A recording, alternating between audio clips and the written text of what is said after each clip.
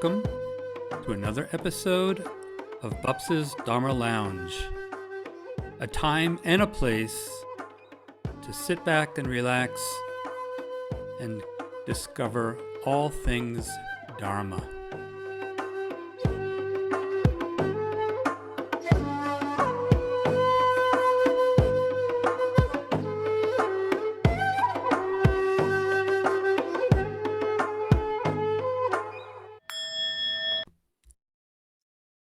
Hello, I'm Bupsa Frank Jude, and today I've got a special episode lined up, a conversation with Barrie Risman.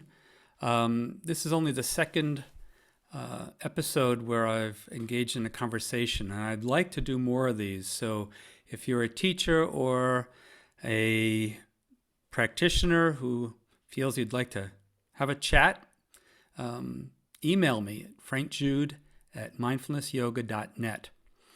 I also want to thank, it's only been a few days since the last recording went up, but I have received dana from Jiu Ted Robbins and Chatra Sandy Greenberg. So I want to thank them both for their dana, and to remind everyone that the best way to support the podcast is by subscribing on YouTube and on any of the audio platforms like Spotify, Anchor, and Apple. It's really helpful if you subscribe, maybe comment, and rate where possible, and just share it. Let people know about it. So again, as I said, I'll today be having a conversation with Barrie Risman, who is an internationally recognized yoga teacher, public speaker, and author, and is widely regarded as one of Canada's most highly skilled yoga educators, teacher trainers, and mentors. Her book, Evolving Your Yoga, which if you're watching on YouTube, you see it right here, is subtitled 10 Principles for Enlightened Practice. And it's a guide for yoga teachers and continuing students to deepen, expand, and integrate the benefits of yoga in their lives. Barrie's alignment-oriented approach to postural practice is grounded in principles of healthy, functional movement. Her events weave together the technical precision of alignment-based practice with principles of yoga philosophy that were distilled from decades of intensive study and made accessible and relevant to practitioners from all walks of life. She teaches yoga around the globe through her ongoing classes, workshops, mentoring programs, and trainings, both online and in person.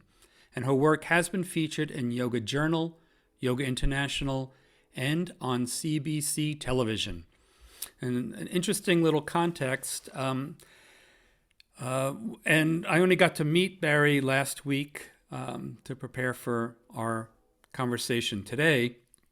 And the first thing we were trying to figure out is how we ever really became Facebook friends, because that's all I knew of her, right? We were on Facebook. We had a lot of mutual friends, and but we didn't really know much about each other's path and all that. So hopefully we'll share a little bit about that in our conversation now as well. But it was funny to find out that there are more overlaps than we could have even possibly foreseen. So again, I'm recording this before our conversation, so I'm just hoping and trusting that it will be entertaining and informative. And yeah, so we'll go to that now. So I want to welcome you, Barrie. I've already done the little intro about who you are a bit. And also explain, I see this as semi-interview, but also just a conversation. But I would like to start, maybe, as I said, with a little bit of your origin story. All right, it's always interesting to me, at least, the what, the hows, and the whys that someone comes to yoga. If I'm correct, I think I read that you got involved in yoga in 1999, was it? No, I actually started practicing in 93. I 93. started Okay. teaching in full time in Oh, 99. that was it. Okay. So yeah, some of the origin story. I know that were you still living in New York when you got involved? Yes, yeah, yeah. So I was living on the Upper West Side. I was 23. I was working as an office temp, or by that time I was an executive secretary at a financial institution, and just really not knowing what I wanted to do with my life. Mm. And seeking, I was definitely seeking something. Like you, I'm from New York, and I grew up in an upper middle class Jewish Ashkenazi Jewish family and culture, which was very much, there were certain ways that success was seen and expectations around that. And I think I was questioning a lot at that time because my father had retired quite early. He was a self-made man, and he retired quite early. And when I was 23, he was in his mid 50s, and he got quite depressed after he retired from his business, and it really made me start to question. I remember thinking, like, when I'm his age, I don't want to be like that. Like, there's got to be something more, because for him, his whole self-worth, and his whole sense of self was built around his work. Mm. And so when he didn't have that, he felt really lost, I think, in a certain way. And so I just, seeing that, I started to question, really, like, there's got to be something more. And that led me to kind of looking around. And it was at that time that I saw your amazing, wonderful teacher, Thich Nhat Hanh, speak at Riverside Church, and that opened my heart to a sense of love and compassion that I had not experienced before, that I still remember to this day. And then eventually made my way to the World Yoga Center, which, by the way, I have a little artifact to show you. Oh. I don't know if you can see Oh yes. the mimeographed schedule That's hysterical. of hatha classes. So this was at the World Yoga Center. Yeah. In the intro, I mentioned, like after a little bit of my own thing, I was like how we met last week, and the first thing I asked you is how we knew each other, because it's like Facebook. But I mentioned in the intro though that as we started to talk, we saw all these parallels, and so like I was working at Merrill Lynch when I discovered yoga. You were in this financial thing, but that our first yoga studio was World Yoga, and mine was like 1976. And that to hear that World Yoga was still going is just really amazing. Yeah, since 1972, it says here. And it's still there on the second floor of the building. I think they might have upgraded the little flag with the person in Irvine House, but maybe not. I think it's still their logo. So yeah, it's an amazing place. So, and Really. that was your first yoga experience. Yeah, that Oh. was, I had done a little bit in university, but that was where I regularly started taking classes. And I remember those early classes, and because you've been there, you go in and there were dim lights, and there's mantras playing, and there's incense, and there's philosophy that made no sense to me. I mean, I didn't know anything, and I didn't know what the teacher was talking about. But I remember, I mean, to this day, some of the meditations I had at the end of those classes were, I mean, they were so powerful. So Yeah. even though I didn't understand intellectually what was happening, I definitely felt changed on a very deep level. And that was what kept me going back. Yeah. Yeah. It's funny. In my book, I think in the introduction, I talk about how for me, it was like, here I would take the train up I worked at the computer operations on Houston and Washington Street. I would take the train all the way up to 72nd Street and Broadway, take the class, and leave so blissed out and so like present and everything just washed away. But then I would take the train down to Times Square and then the 7 to Flushing, where I was living, Flushing, Queens. By the time I got there, I was completely stressed out. And it was that blissed out to stress out. And it reminded me, because I had read some Buddhist stuff in high school, about the Buddha saying that when he would go into the deep samadhis type meditations that he was learning, which probably was like a proto-Samkhya, his first 2 teachers.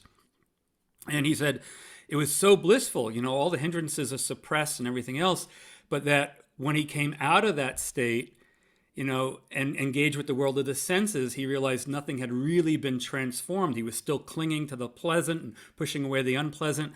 And that parallel was what really, really drew me into a deeper pursuit. Because up until that point,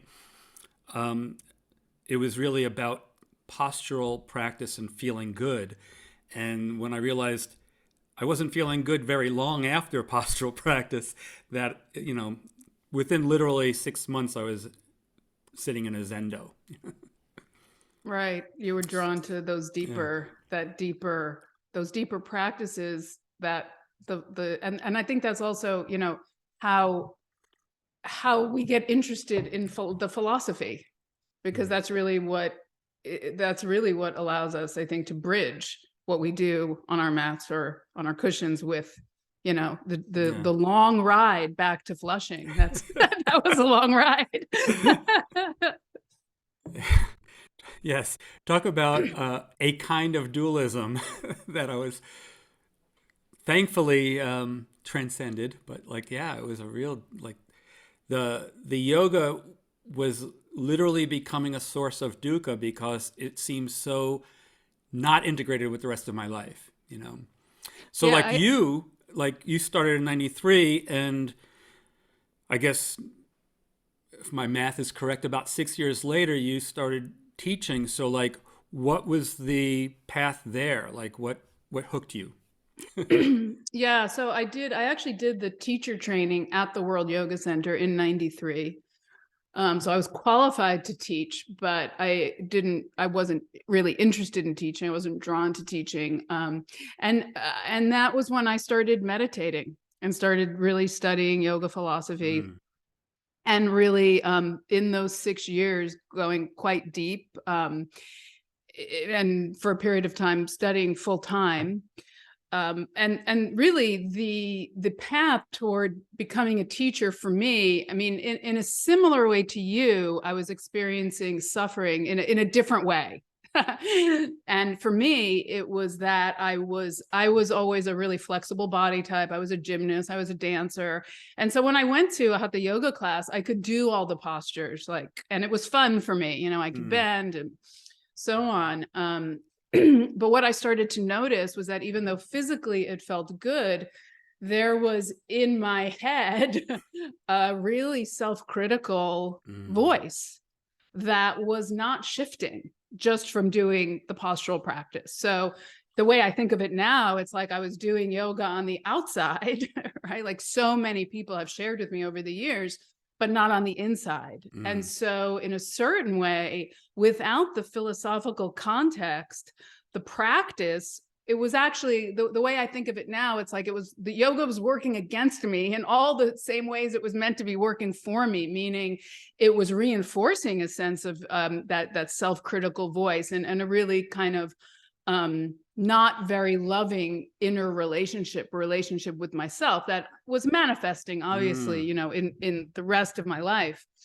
So when I did my first teacher training, which was very, it incorporated a lot of yoga philosophy, that was what shifted things for me. That was when I started to understand, oh, this is the vision of who I am according to the yoga tradition, that I am whole, I am complete, I am worthy just by virtue of being a human being. Freedom is my birthright. Happiness is my birthright. Yeah.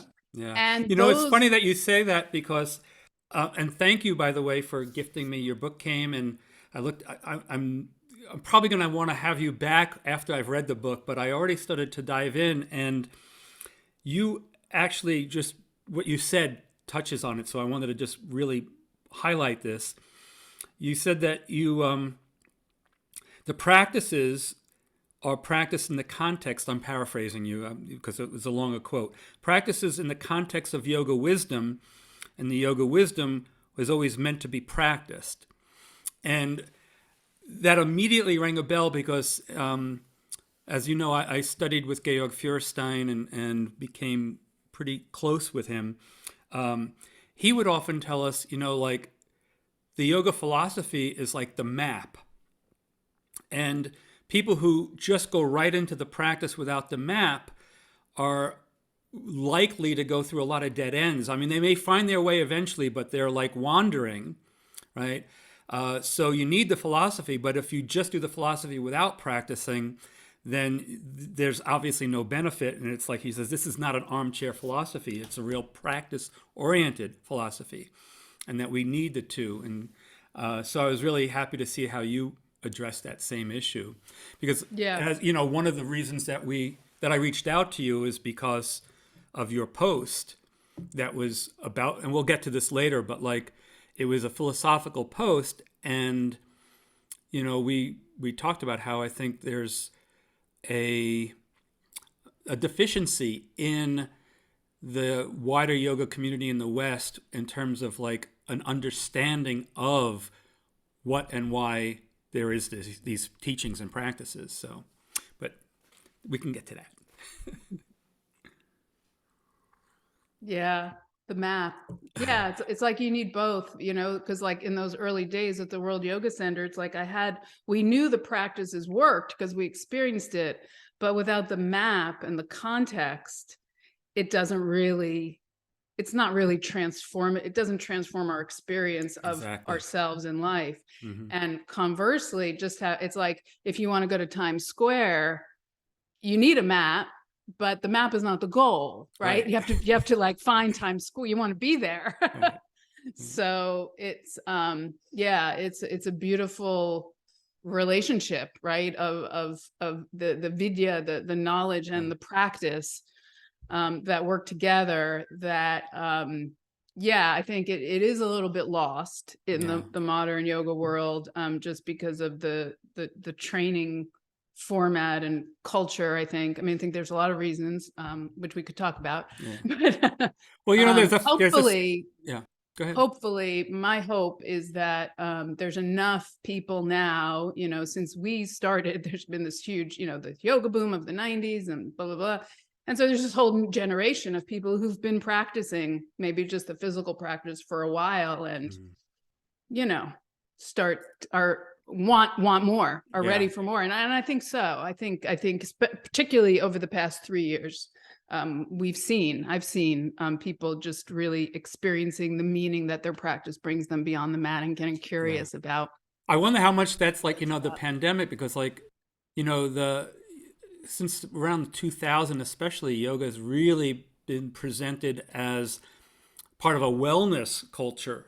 It's kind of lost the religious, quote, spiritual kind of context. And that's where we saw like the real booming popularity as a wellness thing. But then something like the pandemic happens, and I think people are like, as you said before, there's got to be more. Exactly right. Plus aging will do it too. Yeah, for sure. Yeah, no, I had a retreat a couple weekends ago, and we talked about that, and everyone in the room, said absolutely. When I was stuck at home during lockdown and things were so uncertain and we were living with this, I kind of forgot and remembered, thanks to this group of students, that low-level anxiety we were all living with when things were so uncertain. And particularly at that time, people remember their yoga practice was their anchor. It was there for them. And so the regularity, the importance of it, and their commitment to it really deepened. And I think it became more meaningful in all those ways. And also, I think people became more open to learning about and exploring how it could help them beyond the kind of, wellness, the Western wellness values or paradigm. Mm. Now, the teaching training that you did do, you said that it was very it was rich with the philosophy. So, what was that training again? That was the World Yoga Center That 200 was hour okay. Hatha Yoga training. Yeah, just, every training, as you know, is influenced by the practice of the trainers. And so Right. my teachers were, meditation was their core practice, Mm. and Kashmir Shaivism was the stream of yoga philosophy that they emphasize. So I was introduced to those teachings quite early. And then I became an Anusara yoga teacher, which we Right. also talked about. Yeah. And that was And when, like, was it around 2000? I yeah, I forget. started practicing Anusara yoga in 1999, and I Mm. did my first Anusara yoga teacher training, not with John Friend, with other Yeah. teachers, certified teachers. That's another And then, parallel too. Like, yeah, I was in I the know. very first training where he kind of broke away from Iyengar, I guess, in 1996 or seven, and it was at what's her Yeah, last name? Ellen Saltonstall. Yeah, it was at her Yeah, place who in I'm Manhattan. still good friends with.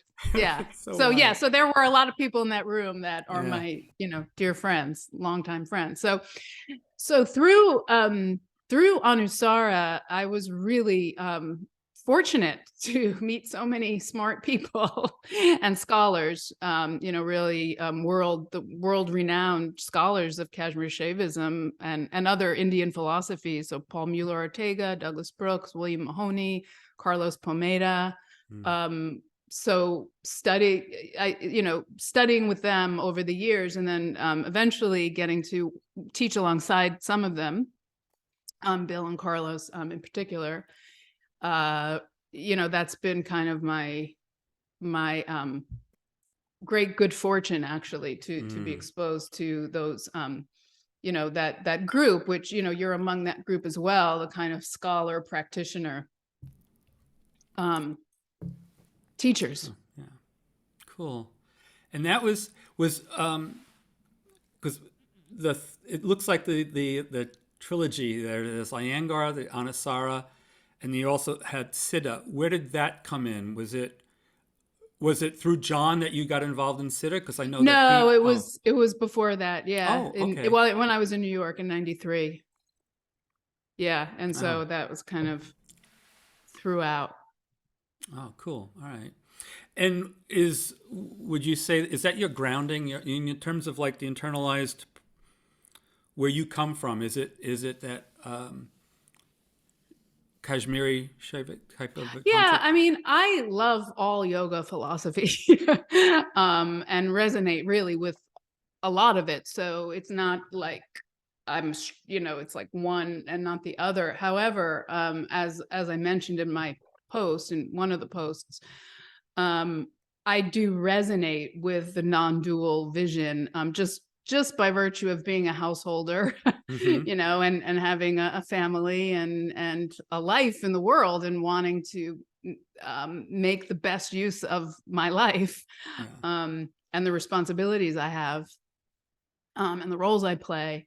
So, for those reasons, the non-dual I love the Yoga Sutras, and I love, all, like I said, all, there's so much wisdom in all the yoga philosophy. But yeah, I think at the foundation, my worldview and my approach to deepening my practice, it's kind of rooted in the non-dual Mm. tantric tradition. Yeah.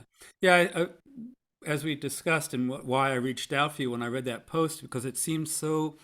Like, I think a lot of the confusion that many students have is that so many of the teachers who brought yoga were actually more Advaita Vedanta, non-dual Vedanta, but they might not have all been very explicit about that. So they were teaching Patanjali through that filter. And I'm still meeting many people who, when they hear about the dualism that's in the Yoga Sutra, are surprised. Even teachers who've been practicing for decades, some of them. Mm-hmm. And like you, I mean, like I think I first read the Yoga Sutras. I might have been about 18 or 19, so quite a while ago. And the thing is, though, my very first intro to it was the Christopher Isherwood Swami Prabhupada version, where they are upfront that it's Vedantic, and that's always been a thing, because there is so much we can garner from it. And on the other hand, I think there's an unconscious cognitive dissonance, because it's what Patanjali is pointing to, an orientation to life, is almost about 180 degrees from the way we, the body positive, sex positive kind of attitudes. When you read the original sutra on, oh God, I'm blacking out on my Sanskrit all of a sudden. Brahmacharya? No, well, brahmacharya is another one, but like the niyama of saucha, right? Uh-huh. It's like, depending on the translation, but like it could be as harsh as like disgust with contact with the body and other people's bodies. It's like that just, we have to kind of create a whole nother way of approaching that if we want to make sense of it for ourselves, Yeah, and I think, well, a couple things. I mean, one is, yes, absolutely. And I think even what's possible for us, as not being ascetic, not being renunciants, not being able or wanting to like run away Right. and renounce everything, so it's like what's possible for us in the context of our lives. We need to interpret it. And I think that that's okay. Like the way I approach yoga philosophy and the way I teach it is like yoga, as you well know, it's always been, it's an evolving system that has always evolved and responded to what's come before and shifted. So it's very comfortable in that way with evolving and changing and being interpreted. But I also think it's very important that we get grounded in the traditional understanding first. Mm-hmm. Like, what was Patanjali saying when he talked about saucha and brahmacharya? Well, he really was saying celibacy. Yeah. Like, that's in the context that he was writing, that's what he meant. Yeah. And then we're free to interpret it in ways that make sense for us. But without that grounding in what the tradition actually says, I think, first of all, it's not respectful to the Indian tradition, the Indian scriptural tradition from which it comes. And we're just at some point, we're just like making things up, and it gets too far, at least for me, too far from the original spirit. Yeah. So, yeah. Yeah, and I think it's, you just touched on something. I remember in the traditional yoga training that Georg had, we spent almost 200 hours, like about 170, 180 hours on Patanjali. And it was actually a training for people who were already yoga teachers, right? But again, like I said, most of them had never really spent much time. I mean, what is it, like 20 hours with Patanjali? And usually it's just looking at the 8 limbs, which is, not really the philosophy of Purusha and Prakriti and all that stuff, right? Mm-hmm. And when it was becoming aware of this dualism, and it was so different from what people's understandings were, I remember one time Georg just looking at him and he goes, "You don't have to agree with everything." There was always debate within the yoga tradition, and you're elevating it to some kind of thing where it's like it should be accepted unquestioned, but find your way, Right. And my dear friend Edwin Bryant, like he says, take it or leave it. Like, this is what the text says. You don't. Same point. You don't have to leave. Take it or leave it. But this is. So there's the point of education, right? There's just the education that I think as representatives of the yoga tradition, teachers, it's our responsibility in a certain way. If we're going to sit at the front of the room and say we're yoga teachers, then to me, there's a certain responsibility to understanding the something about the tradition we're representing. Mm-hmm. And then, like I said, and, to your point, make it your own. You don't have to agree with everything. And it's not, there's yoga philosophies, there's many. Yeah. And in fact, I recently read Edwin's book on bhakti yoga. And he made the point that even Iyengar's lineage was a bhakti lineage, was Vaishnavite lineage. That's his. Yeah. that was his family's, that's his lineage. Now, I'm not sure what, when he brought yoga to the West, perhaps, I think I might have read this somewhere, I don't recall, the Yoga Sutras or the Vedantic approach felt more palatable to Westerners. So we're not going to talk about gods and goddesses. We're not going to talk about Krishna. Well, that was even the strategy that Vivekananda apparently used at the World Congress. He, wanted to, like, he was actually bad-mouthing Hatha Yoga, even because of the, at least at that time in India, there were some places where, like, the yogi was like the boogeyman. Parents would, like, say, if you don't watch out, we're going to get the yogi, kind of a thing. And here he comes. It's like 1892, I think, and he's coming to the West, and he looked, and he's like, the Yoga Sutra looks like the most kind of rational, like that it was going to be accepted by the West, and that's what and in many ways, that's why the Yoga Sutra is seen as such a central text for Hatha Yoga, when really historically it wasn't. And it wasn't even as much and now I'm not a scholar, right? So I'll just give a disclaimer that, but my understanding is that, among mainstream Indian practice, it wasn't even something that was known. Yeah, well, for a couple of hundred years, it kind of fell into, like, not disrepute, but like it really, it had been forgotten. There's a biography of the Yoga Sutra that goes into this, and I forget the writer's name. It's terrible, but he is a scholar, and he talks about how, it went out of popularity because the main thrust of Indian philosophy overall is non-dual, right? So yeah, so I think you're right that, that right from that Parliament of World Religions, the Yoga Sutras was kind of set up to be overly emphasized as the core text of yoga, or an important text of yoga. Then that's what we're seeing today in, people that think that the yoga philosophy is the 8 limbs. Yeah. And it's funny too, because most trainings generally the other text that I see in the curricula for most yoga teacher trainings is the Bhagavad Gita. And so, like, there you've got, it's a love poem, and one of the, I forget who it was, it might have been Gare who was talking about it, was that the Bhagavad Gita also presents yoga for householders, right? It's pretty clear. Patanjali's talking to people who have really renounced the world, right?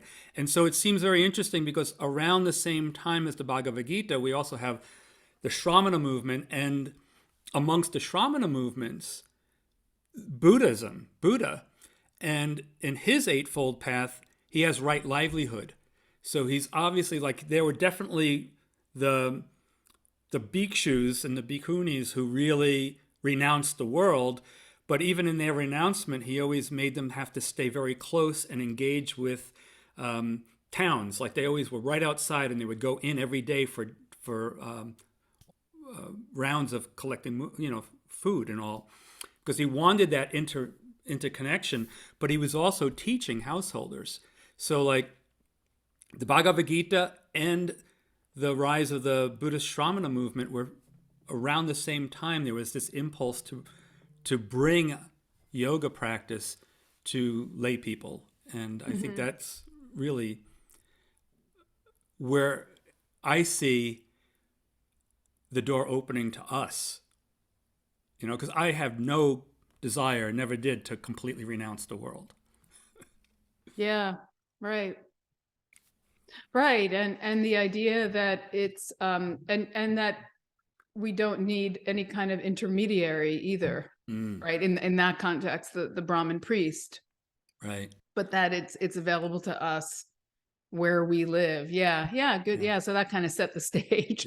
Yeah, going back to the map metaphor, it just reminded me when you said that. There's a story in the Pali Canon where a Brahmin is, if you read between the lines, maybe actually challenging the Buddha. He's like, how come all your students don't become enlightened, awakened? You say your teaching is going to point the way, and yet not all of them are. And he says to the Brahmin, do you know how to get from here to Varanasi? And the Brahmin goes, yes. He says, well, if you tell a bunch of people, but they go in the opposite direction, is it your fault? You know, Right. it's like I'm providing the map.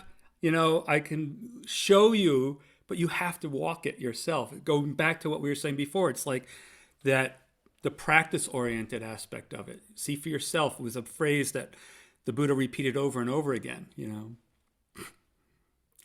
Yeah, and that's what we're still telling people. Yes. Like you said, like Eric's saying, see for yourself. Yeah. Try it out. Question it. So, I think maybe part of the difficulty with, people really embracing yoga philosophy or spirituality is that it feels dogmatic, which, as we know, it's like I always tell people, take what it's meant to be used. So take what works for you. There's nothing you have to take on faith.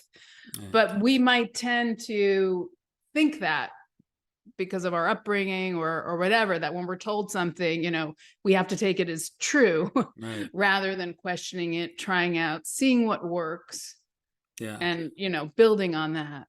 Yeah, So I find a lot of responsibility on the student, actually, in that way. Yeah, but I want to treat my students as adults. Of course they happen to be adults, age-wise, and this is, God, I just lost my thought, but it was like it might come again. The adult spirituality. Yeah, in applying things to oneself. I mean, when the Buddha was saying "see for yourself," he also, in our neoliberal culture, sometimes people will take that all the way to like my subjective truth, right? And he also pointed out that there's, let's look at the consensus. What's the consensus view? But I think, I know the point that I was going to say before is that I meet contemporary practitioners who are sometimes shocked to realize that historically, even within, like in Buddhism, for instance, Buddhist yoga is really where I've made my path. There's always been historically those who are reject certain things that people think of as dogma, right? So the idea of rebirth, they think, like because I'm a contemporary person and I actually do not believe in rebirth, that this is somehow this contemporary radical kind of thing. But it's like there are bhikkhus who, Bhikkhu Bodhi actually, I think, wrote, you come out of one womb and you go into one tomb. And here's like a Theravadan monk. And so there's that room for that kind of diversity of thought. It's like, I don't require my students to take on my beliefs. We have a practice that we practice. In Buddhism, it's more important if we have the same practice, when we sit in meditation and all that, than having to have the same beliefs. So it's more orthopraxy than orthodoxy. In the Christian tradition, for instance, every schism came about because of a difference in philosophy or doctrine. But in Buddhism, you could have a Mahayana monk living in a Theravadan monastery because their meditation practices are similar, and their vinaya, their code of behaviors, is similar, even though they have very different philosophical views. Interesting. When you were talking about the Buddhists who would do the opposite, it reminded me of like which I'm sure you must be aware of, like the tantrikas, the left-handed tantrikas who would go into graveyards, and do their practices, purposely going against, with the intention of saying, well, if it's all Shiva, then why can't I? Wear skulls around my neck or whatever. So when in that post we were talking about, like, you contrasted dualism with non-dualism, and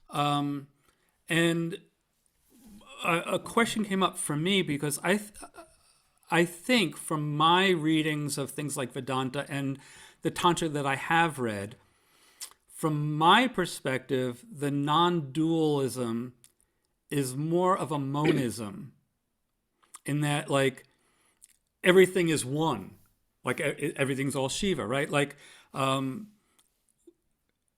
Patanjali, often the metaphors that I would use to try and explain dualism, because as we talked last week, sometimes people, if they haven't studied any philosophy, are confused by these terms. So for dualism, if I take what Patanjali is saying in the opening 12 sutras, it's like when you go to a movie, right? Spider-Man, you're there and you're really engrossed, and Spider-Man gets thrown by some super villain, right? And you flinch. The reason why you flinch is because you've identified so much with this image on the screen, right? That's what Patanjali is saying. Purusha is kind of identified with the movie of, Frank, Prakriti. And the whole point of Patanjali is to realize you're sitting in the auditorium witnessing and watching it, but you have nothing to do with that movie, right? That's my understanding of a way of trying to explain dualism. And you can tell me if you think this is wrong, but like in Vedanta, I remember reading in the Upanishads that like if you have a cup and a saucer and a plate, they all look very different. Their appearance is different. Even their functions are different, but they're all clay. And like, so everybody's got all these different appearances and all that, but that's Maya, that's illusion. We're all Brahman, ultimately. Would you say that's pretty on? And your understanding of the non-dual understanding there? Well, that's the Vedantic view. Okay. Now, I think, and that is Advaita, that's a non-dual view, but I think Tantra would say something slightly different in that that Maya. So if we go back to the projector on the screen and watching the screen, Tantra, non-dualism, non-dual Tantra would say, yes, you're in the audience. Yes, the movie, it is a movie and it's really happening. So Maya as illusion is also a form of Shakti, right? It's that there's a dual, it's one energy in two, and in two forms, two faces, right? There's the transcendent and the immanent, or the absolute and the relative. And so, and that one consciousness is also that projector mechanism, right? That it's all forms that consciousness takes. So yes, life is like a movie, but the movie is really happening. And there is this more transcendent, right? There it's unified. Okay. Whereas in my understanding, what Vedanta doesn't answer is if everything is Brahman and Maya is an illusion, well, what's Maya made of? Like, what is Maya? Okay, right? Good. I'm glad, because now I want to, putting aside, because I think it's very clear then, Vedanta is what I would call monism. It says that, unlike Patanjali, who says there are really two true substances that exist. There's Purusha and there's Prakriti. They have nothing to do with each other, but they both equally exist. Vedanta is saying there's only one thing that really exists, that's substance, so to speak, and that's Brahman, right? Now, the non-dual that I take from Madhyamaka Buddhism, which is Nagarjuna, is that there's, to even speak of one thing actually ends up creating another duality. Right. Because, there's a koan, it's like, if all things go to the one, what does the one go to? And so in Madhyamaka, the idea is that all phenomena are empty of any self-nature, big S or little s. It's emptiness. But, emptiness, you have to, like as Thich Nhat Hanh would often say, is empty of what? And it's like empty of self. And therefore, what every phenomena is an aggregation of myriad causes and conditions that are all non-self, right? So Mm-hmm. like looking at, Thich Nhat Hanh would often hold up a piece of paper and he goes, if you really look at the paper, you see the trees, but the trees don't exist independently from their own side. You see the earth and the carbon and the nitrogen, the sunshine and everything else, but all those elements came from supernovae that exploded at some other point. So no thingness, not nothingness, it's not like a void. These phenomena are really existent, but they're not existent as things, just processes, right? And so there's no substance, right?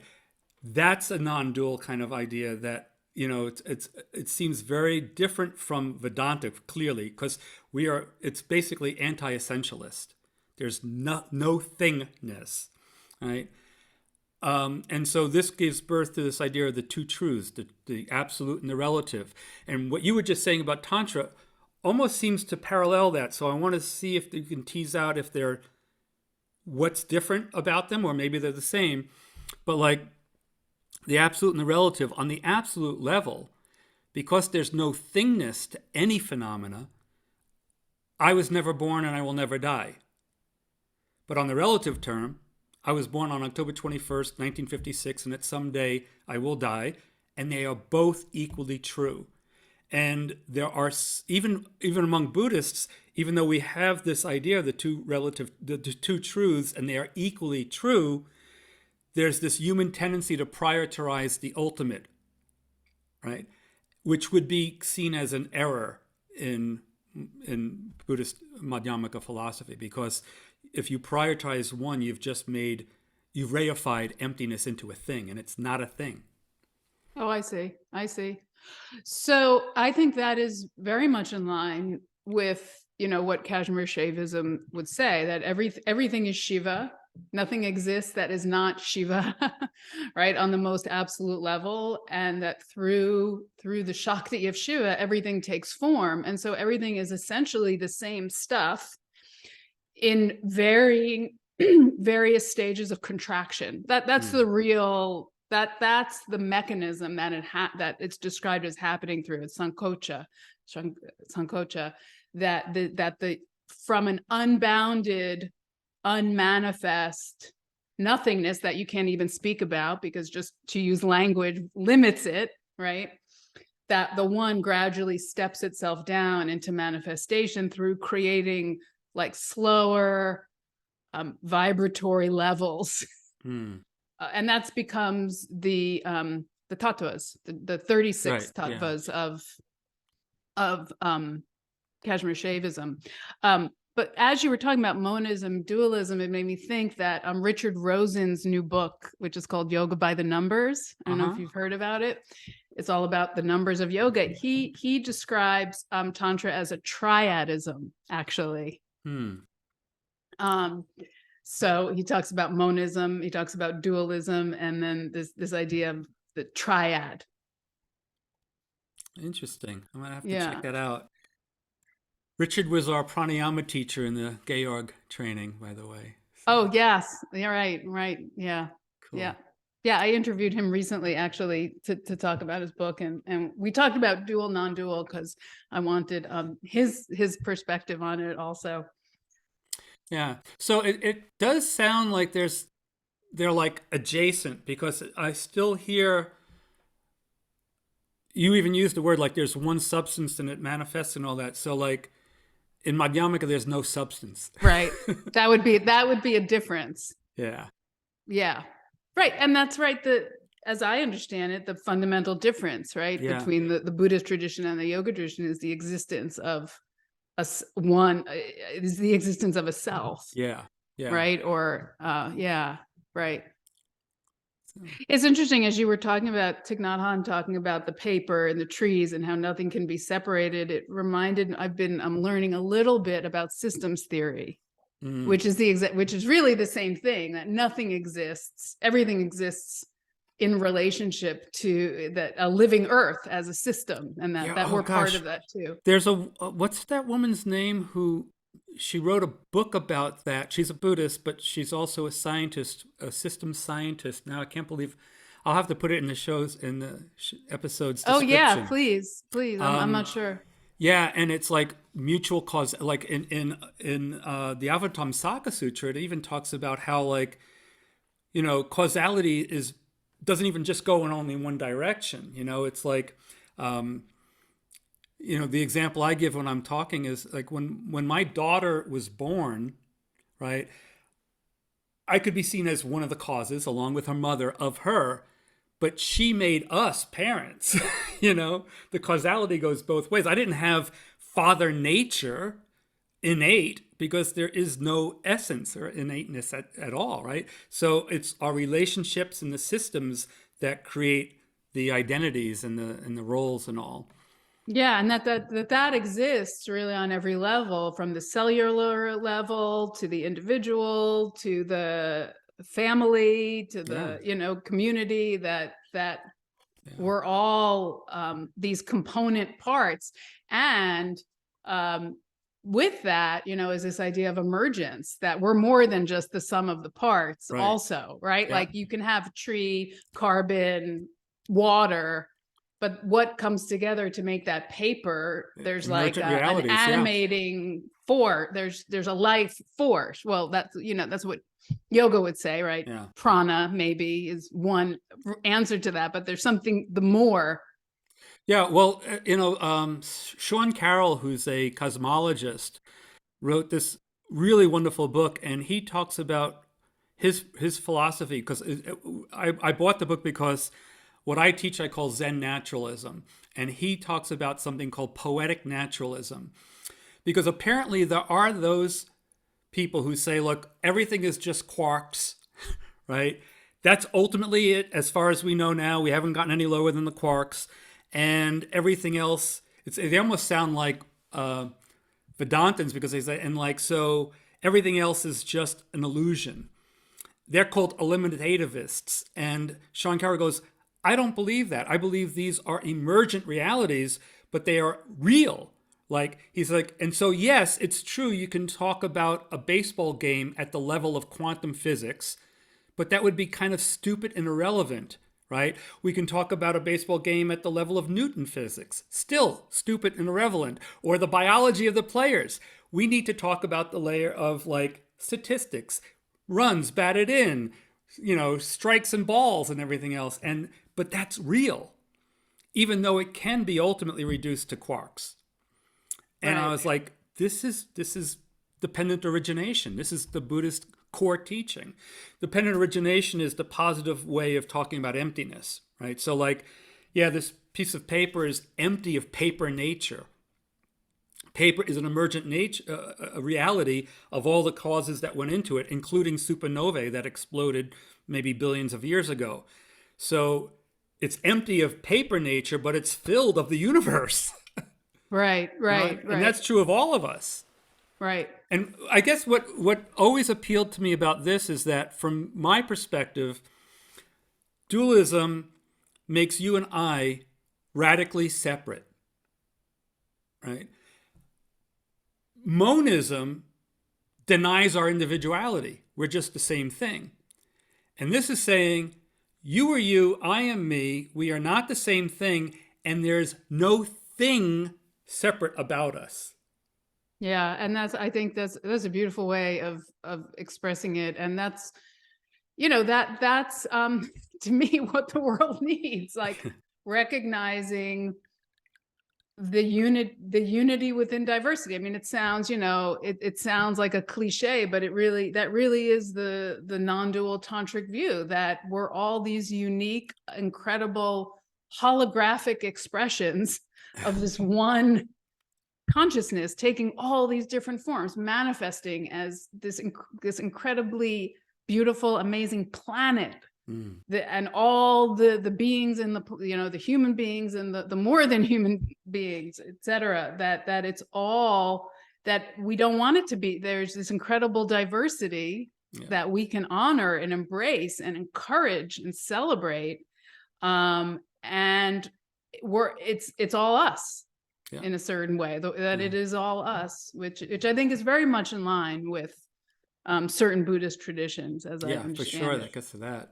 Yeah, the other day I was talking to someone how, like, you know, many biologists now are referring to the body as an ecology, and it's, to me, it's kind of amazing that some of these yogis, like the Buddha, without the technology that we have, did come up to some of the same things. He was like, this body feels very solid, but in deep meditation, we can, he experienced it as a cloud, right? Which is exactly what the body would look like under a big enough electron microscope. There'd be no hard and fast boundary because we're just these subatomic particles, right? We're mostly empty. The only thing the reason why we don't fall through the floor is the resistance between the electrons in our body and the floor, and somehow he had that sense that this body is more like a cloud than anything solid that we usually think of when we think of solid. And the meditation on the body talks about body parts and the elements and all. There are trillions of cells in our body, and a good major proportion of them are not even human cells. So what is the body? That becomes the question of, like, when you start to see that, we realize that we are all like this. We are all individual manifestations of the universe, right? Which has no essence. It doesn't have to be one thing or one way. It's the creativity that opens up in thinking and behaving, and it's like this Buddhist teacher was like, when you say you're going to throw something away, where is away? So that breaking through of all sense of separation, at the same time being able to celebrate the unique qualities of all of us. I think, I am actually ordained as an interfaith minister as well, and it used to really make me laugh how at interfaith gatherings, it was all about trying to see what's similar between the traditions. And I was like, I don't think we have to do that in order to be together. It's like, as you said before, it's like, respect these traditions. You don't have to agree with them. You don't have to take them all on. Respecting their individual qualities and natures is like this. Thich Nhat Hanh said, it's like a fruit salad. Every fruit retains its identity, and yet when you put it together, it creates something wonderful. Yeah, exactly. And what you were saying, what was coming up for me as you were speaking was then again, there's that sense of emergence, that life is continually unfolding to meet us, and that we're participating in that just through the moments of our lives. Like we're creating that. So it can be really freeing, right? There's nothing fixed. Exactly. Yeah. And that it's changing. But when you were talking about the that idea of the body, and that the Buddhists were able to kind of get that sense of the elements in the body and the depth of the body, for going back to the dualistic idea, right? Patanjali would say that's all prakriti. Yeah. So that's actually that's all the problem from the Yeah. viewpoint of yogic attainment, which I also think is something that a lot of gets misunderstood a lot in the yoga tradition. The whole idea of honoring the body and recognizing that all the elements in nature have a resonance in the body, and therefore there's that sense of oneness, that we can experience ourselves as a cloud or as water, and the wisdom and just the deep wisdom in that is really has a very different role in the dualistic tradition. Oh yeah. I sometimes in yoga teacher trainings, if I'm teaching the history and philosophy and not just mindfulness, is that yoga chitta vritti nirodha. The vritti are a problem for Patanjali. You got to, depending on how you want to translate Nirodha, it's either end them or contain them, but it's like they're a problem. And I was like, the Buddha studied with these two Samkhya teachers and then left because he didn't see the change he was hoping to get. And what did he do? He turned his attention to the very things that the other yogis, the Patanjali type yogis, saw as problems. The four domains of mindfulness, the first one is the body. So he literally brought the meditative tools he had learned. So he didn't jettison them, but instead of trying to use them to avoid the vrittis or to calm them, he turned his attention onto them, observing the body, observing sensations and feelings, observing emotions and perceptions, and seeing their contingent nature is what led to his liberation. That there's no self to be found in any of those things. So the very things that most yogis were like, even the ascetics who were like the tapas people who were trying to beat the body into submission, the Buddha was like, no, let's investigate this thing. What is the true nature of the body? Right. And mind. Right. And I think the Tantrikas did the same thing, or the early Hatha yogis, the not yogis did the same thing with a different, and discovered something different, right? That it's all consciousness, that there's this thing, right. chitti, there's this consciousness that's there. So it's not, the same investigation and including the body. So then that, and again, I think this is a big misunderstanding that the practices of, the body and breath-based practices of Hatha Yoga, even the practices of, meditation on the chakras, all those things came from that idea of that liberation or attainment happens in the body, through the body, and even can be using the body. Yeah. And that's what we're doing. That's what we're doing in asana, if we're doing it as something more than a physical practice. Yeah. It's funny when you just said that. I to also be clear and upfront, there's, even in Mahayana Buddhism, there are different philosophical schools. So what you just said made me think about how there is the Yogacara, which is sometimes referred to as the mind only or consciousness only. And from the Madhyamaka perspective, it might be said that they do reify consciousness into a thing that, everything is a part of and all that. So there is, even within Buddhism, there is that. Madhyamaka sees that as reification, though, that consciousness itself is emergent.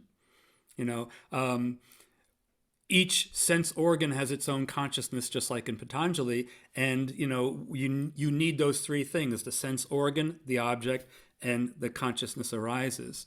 Did you ever see the movie I Heart Huckabee?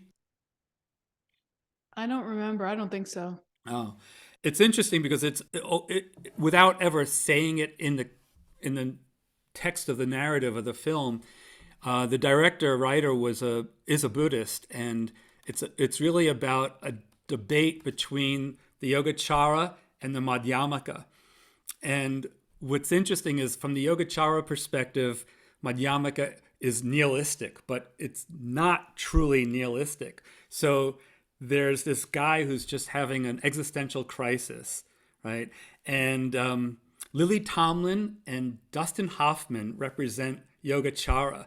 And at one point, he picks up a blanket and he goes, "Here's you, and here's the Eiffel Tower." And it's like, but it's all like one thing, right?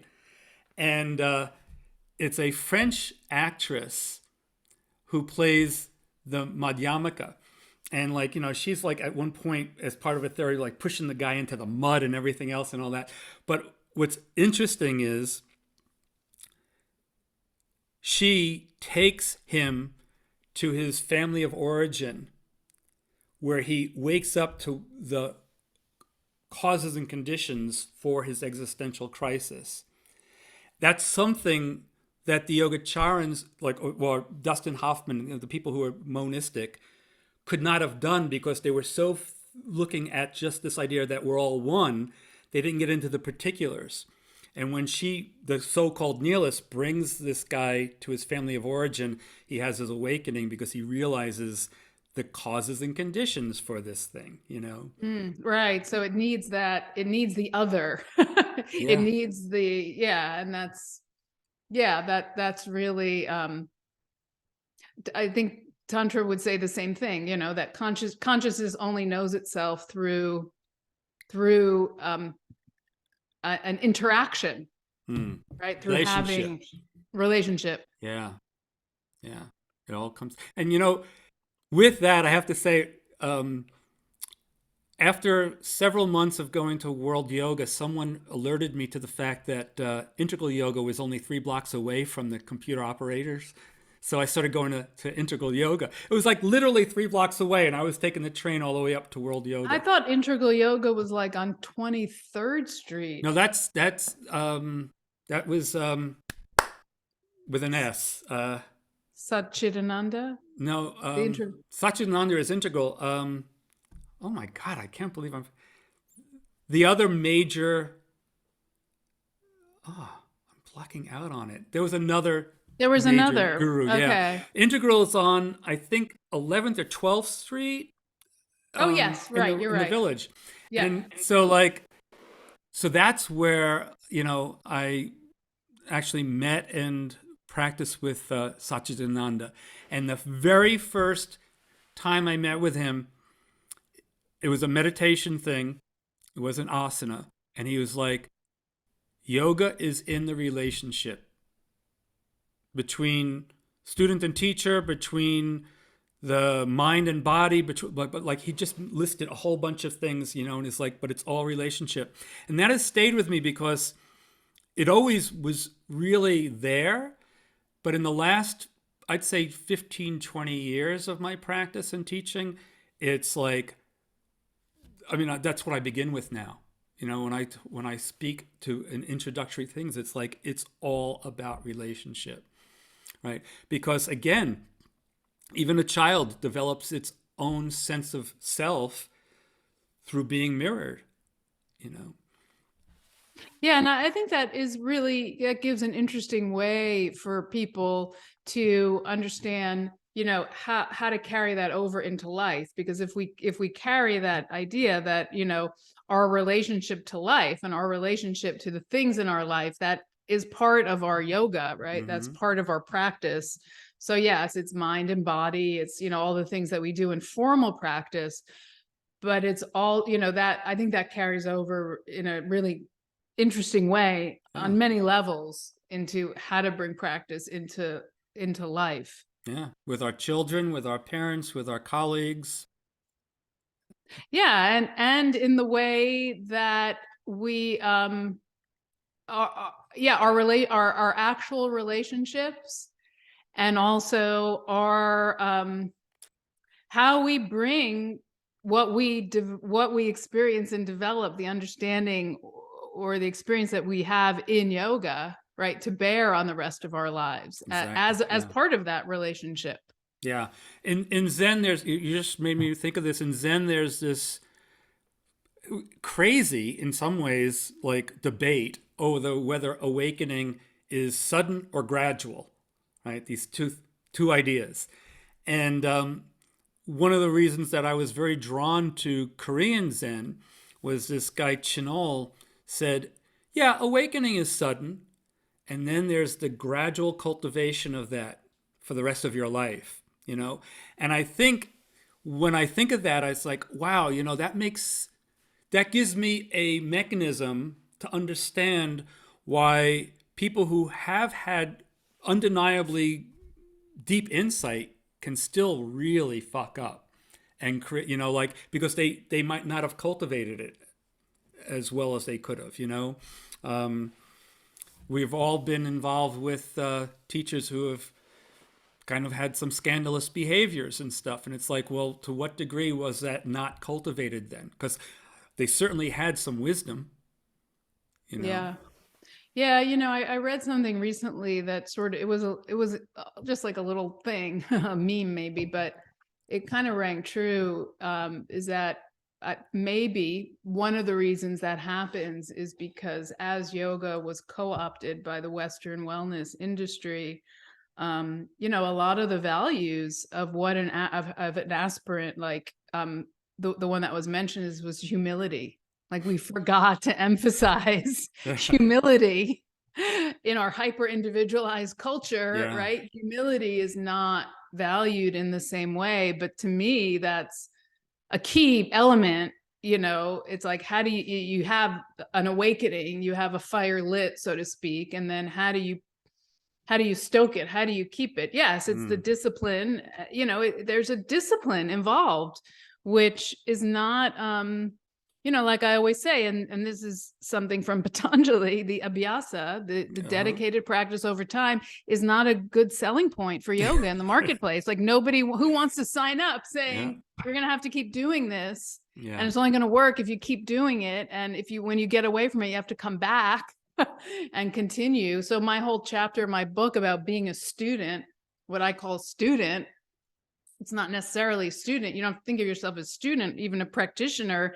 It's that ability to continue. And I think that develops, you can't help but develop humility because as you know, as you well know, it's like when you do keep going, there are times where you get away from it. There are times when you have to reconnect. And so all these qualities that are considered yogic virtues, yamas or niyamas, which, you know, that's another thing, is that we tend to think of the yamas and niyamas as only what's in Patanjali, but I learned from Richard Rosen actually that there's hundreds of them in different texts. Yeah.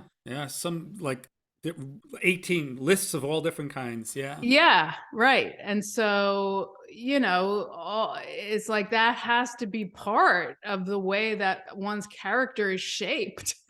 Like it has to include that. Otherwise, you know, then we see what happens. I think it's really, I remember teaching at Yogaville and encouraging, I don't think any yoga tradition has really taken this up, but like Patanjali says that the yamas and the niyamas are the great vow of the yogi, the Mahavratam. In Buddhism, the 5 precepts, 4 of which are the same as the 5 yamas, and then the 5th one is different about maintaining clarity of mind, they are offered, like we were talking about in the pandemic. I mean, it was because when we went into that initial year, I ended up online having 28 people going into a 9-month deep study of the precepts, and 20 of them took precepts at the end of the 9-month in a formal ceremony. And I think yoga studios would, if they could offer the yamas and niyamas as vows, that's because that's what they are, that could be so nourishing to people's practice, to bring that level of conscious commitment, you know. Like when people, it's like standing up in front of the Sangha and being witness saying, this is how I want to live my life, you know. And again, like I said, the first precept is ahimsa, so it's the first yama. And I would love to see that taken up. You know, that's something in the Buddhist yoga tradition that I really think would be a boon for the yoga world. Yeah, that's really interesting. I love that idea of the precepts of Buddhism. Right now, I'm studying the work that reconnects, which is a body of work created by Joanna Macy, and she talks about she had been teaching the work that reconnects since the 1970s, and she was on a retreat. I don't know when it was, but she had the idea that the facilitators of the work that reconnects, they should take 5 vows. And so she includes that now as part of their training. They're different from the Buddhist ones, but as part of my study of that, I repeated those vows, and it really did shift something. Oh yeah, it was like it was like I was making a commitment. It felt like something was happening on a subtle level, actually. Like there was a relationship with her as my teacher of that, and me really taking on the role of being student. I mean, I've never met her in person, but it definitely deepened my connection. Oh, the relationship between the preceptor. I mean, like, I can't tell you how seriously I take that as the preceptor, you know. And it's a different kind of intimacy, but it's an intimacy with the people who go through that process, Sure. you know. Yeah. And by the way, it's Johanna Massey I was thinking about. She wrote a book on systems theory years Yeah, ago she's and a Buddhism. systems Yeah, theory. Yeah, she's yeah, a scholar of systems theory and Tibetan Buddhism. yeah. Cool. Well, I Yeah. know we've gone almost 75 minutes. I don't want to take up too much of your time. Is there anything that you want to like let people know how they can find your work and plug yourself and anything that's coming up? Oh, sure. Thank you. Well, my site, which is my name, has information about my ongoing classes I teach online. I do weekly classes. I write a weekly blog, which is how Weekly. Whoa. you heard about me. Yeah, I used to do every day for a Oh, while, but now it's once a week. So people can sign up for that. And I have, depending on when this is going to air, I have some courses coming up that I teach with William Mahoney, who's a yogic scholar and a scholar of religious studies from North Carolina. So we co-teach courses in yoga philosophy that include postural practice and contemplative study.